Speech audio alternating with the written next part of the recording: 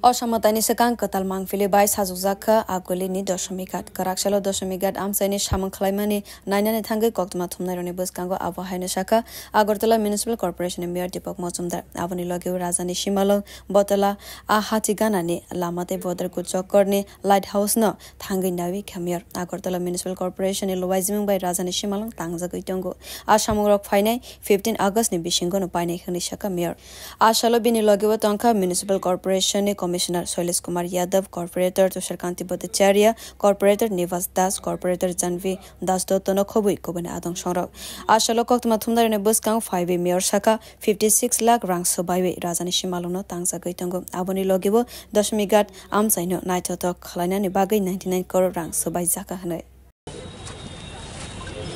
দশমীতে আমাদের যে Howrah front development work এটা খুব ভালো গতিতে চলছে আজকে আমরা একটু ভিজিট করেছি আমাদের কমিশন সাহেব আছে আমাদের এমআইসি মেম্বার আমাদের ফিল্ড কর্পোরেটর আছেন জাহ্নবী দাস চৌধুরী আমাদের নিবাস দাস কর্পোরেটর সহ আমরা ভিজিট করেছি আমাদের আধিকারিকরা আমাদের সমস্ত ইঞ্জিনিয়াররা আছেন এখানে মূল উদ্দেশ্য হচ্ছে সামনে দুর্গাপূজা এর আগে যাতে দশমীঘাট একদম কাজটা শেষ হয় সেদিকে দেখা এজেন্সির সঙ্গে আমরা কথা বলেছি ওনারা বলেছেন যে অগাস্ট মাসে ওরা হ্যান্ড ওভার করবে আমাদের কাজে আমাদের ভাসানের ক্ষেত্রে